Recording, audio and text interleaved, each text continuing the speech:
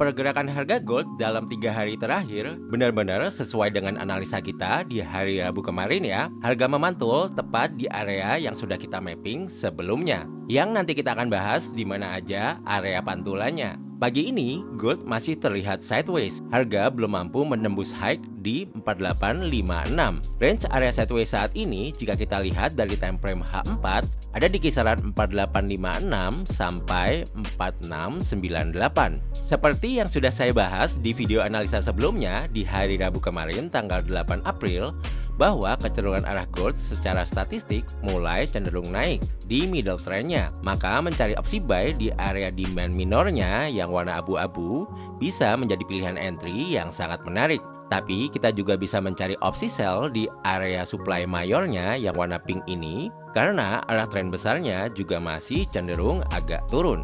Dan benar saja, area supply mayor yang kita gambar masih direspek oleh harga ya. Harga memantul turun kurang lebih sejauh 1400-an pips. Dan ketika harga gold turun memasuki area demand minor yang sudah kita gambar sebelumnya, harga juga terpantul naik sejauh kurang lebih 1000-an pips. Ini artinya bahwa analisa dan mapping yang sudah kita buat di hari Rabu kemarin masih bekerja dengan sangat baik ya. Semoga teman-teman yang mengikuti dan menonton video analisa tersebut bisa menutup sesi tradingnya dengan profit yang maksimal. Sekarang kalau kita perhatikan pergerakan harga di time frame H1, terlihat bahwa kondisi saat ini harga sedang sideways aja ya, setelah sebelumnya berada dalam fase yang uptrend. Kondisi ini menunjukkan bahwa kekuatan buyers dan sellers saat ini sedang berimbang ya di time frame yang lebih kecil. Dalam situasi seperti ini, jika kita melihat dari perspektif di time frame H1 dan H4 yang masih sideways, maka mencari peluang entry buy sedekat mungkin dengan lower area sideways yang ada di kisaran 4698 bisa menjadi pilihan entry yang sangat menarik. Dengan mengikuti arah struktur marketnya yang masih uptrend di big time frame-nya. Sementara itu, untuk opsi sell nanti kita akan bahas dan analisa lebih lanjut setelah ini. Dan untuk analisa lengkap mengenai arah tren secara statistik, sekaligus level-level krusial yang wajib teman-teman perhatikan akan saya jelaskan setelah ini ya. Jadi pastikan jangan skip videonya, karena bagian ini cukup penting untuk menentukan arah trading selanjutnya. Nah teman-teman, saya udah gambar untuk area-area dan level-level krusial yang perlu teman-teman perhatikan di gold ini untuk 1 minggu ke depan. Tapi sebelum saya bahas tentang area dan level ini, saya mau bahas dulu mengenai kondisi pergerakan harga di gold ini secara statistik menggunakan indikator moving average dan Bollinger Bands. Nah, mungkin kalau ada teman-teman yang mau belajar cara menganalisa menggunakan indikator moving average dan Bollinger Bands ini, atau yang sering disebut dengan BBMA, saya udah buatin video strategi tradingnya ya teman-teman. Jadi teman-teman langsung klik aja link yang akan saya taruh di pojok kanan atas dari video ini ya. Dan akan saya taruh juga di kolom deskripsi dari video ini. Nah sekarang langsung kita lihat chart gold aja ya teman-teman di time frame H4. Kita akan mengidentifikasi arah tren besarnya. Di sini saya menggunakan indikator moving average mingguan yang warna pink dan moving average bulanan yang warna biru beserta Bollinger Bands-nya. Untuk arah tren besarnya di sini terlihat masih dalam persimpangan ya teman-teman. Di sini kalau nanti misalnya moving average mingguan crossing up dari moving average bulanannya, maka tren besarnya mulai cenderung naik. Dan itu bisa kita jadikan sinyal awal buat teman-teman yang mungkin mau mencari entry buy di harga semurah mungkin. Sekarang kita turun ke time frame H1 untuk mengidentifikasi arah tren menengahnya. Di sini saya menggunakan indikator moving average harian yang warna hijau dan moving average mingguan yang warna pink beserta Bollinger Bands-nya. Untuk arah tren menengahnya di sini masih cenderung naik ya teman-teman, karena moving average harian masih bermain di atas dari moving average mingguannya. Sekarang kita turun ke time frame 30 menit untuk mengidentifikasi arah tren kecilnya ya.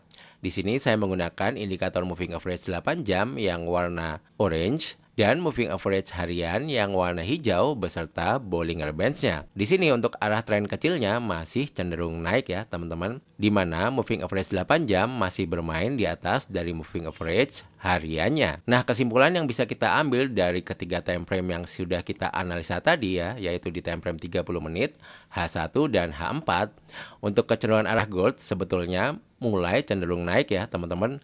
maka opsi buy di harga semurah mungkin bisa menjadi pilihan entry yang sangat menarik. Walaupun jika kita lihat dari arah moving average bulanan yang masih pointing down, kita juga masih bisa mencari opsi sell di upper dari Bollinger Bands-nya. Nah, sekarang kita pindah ke chart berikut ini ya, untuk membahas mengenai lokasi entry yang ideal untuk mencari opsi sell atau mencari opsi buy-nya. Nah, di sini bisa kita lihat bahwa untuk area supply mayor yang ada di kisaran 4809 sampai 4896 ini masih bisa kita manfaatkan ya teman-teman, kalau teman-teman masih mau mencari opsi sell-nya. Untuk stop loss paling nggak diletakkan di atas dari 61,8% Fibonacci, itu ada di angka 4914 ya teman-teman. Dan untuk area supply selanjutnya itu ada di kisaran 4972 sampai 5045. Ini juga bisa menjadi spot area entry sell selanjutnya. Kemudian buat teman-teman yang mungkin mau mencari entry buy,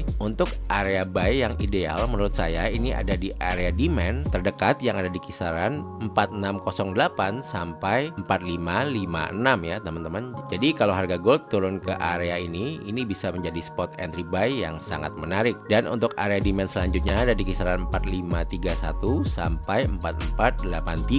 Nah, kalau kita lihat di sini ada dua area demand yang saling berdekatan. Jadi menurut saya untuk area stop loss yang ideal paling nggak bisa kita letakkan di bawah 4483 ini ya teman-teman, buat teman-teman yang mau mencari entry buy di harga semurah mungkin. Sekarang kalau kita lihat di time frame H4 ya, di sini saya menggambar trend line turun ya teman-teman, dari high yang ada di sini sampai high yang ada di sini ya. Jadi harga gold kemarin sempat coba naik, tapi di dekat trendline ini harga di reject turun lagi ya untuk sementara waktu ini. Dan setelah ini kita akan bahas news nanti malam ya teman-teman, yang sangat mungkin bisa mempengaruhi pergerakan harga gold ini ya. Nah, teman-teman bisa lihat di sini untuk news nanti malam itu ada CPI year on year ya teman-teman di jam setengah 8 malam ya. Ini kalau kita lihat data previousnya ini tingkat inflasinya 2,4%. Namun untuk forecastnya diprediksi mengalami peningkatan di angka 3,4%, di mana ini gapnya cukup tinggi ya teman-teman. Dan hal ini mungkin menurut saya cukup wajar ya, karena mengingat harga minyak yang naik cukup tinggi ya di Amerika kemarin, yang mengakibatkan harga barang-barang menjadi naik ya teman-teman. Dan efeknya ini bisa kita lihat di data CPI yang akan rilis nanti malam ya. Nah, kemudian kalau kita lihat historinya ya teman-teman, ini beberapa data CPI beberapa bulan terakhir itu kita lihat angkanya paling tinggi di 3% yaitu di Oktober 2025.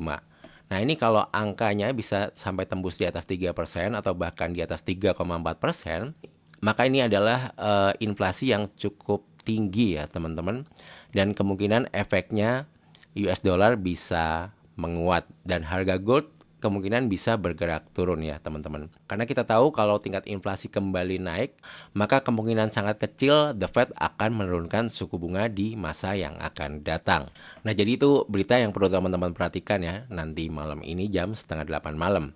Nah, sekarang kalau kita lihat secara teknikal lagi ya, ini kemungkinan harga gold bisa aja bergerak turun lagi ya teman-teman kalau hasil newsnya sesuai prediksi. Karena kalau kita lihat di sini harga udah reject area supply ini sekitar 2 kali ya teman-teman. Ini yang kedua ini muncul pattern bearish engulfing di time frame H4. Maka ini kemungkinan harga mungkin bisa bergerak turun dulu ya. Tapi biasanya sih kalau ada news high impact itu mungkin harga akan sideways dulu sampai newsnya keluar, baru dia akan ada pergerakan yang volatile ya teman-teman, itu entah itu naik ke atas kencang atau ke bawah kencang ya teman-teman. Nah, sekarang kalau kita amati di time frame weekly ya teman-teman, seperti yang sudah saya bilang di video sebelumnya, bahwa kemungkinan harga gold waktu memasuki area sideways sebelumnya yang ada di time frame weekly ini ya, yang di shape warna abu-abu ini ada kemungkinan untuk reject ya, karena close weekly masih hari Jumat besok dini hari ya teman-teman. Nah, ini perlu kita perhatikan juga, kalau misalnya close weekly di hari Sabtu pagi besok ini beneran reject dan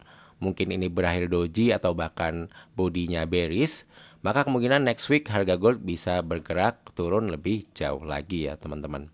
Nah, teman-teman juga bisa gambar dulu ya untuk area sideways ini. Ini ada dua area sideways ya di time frame weekly, yaitu di 4809 sampai 5298. Ini area sideways yang pertama.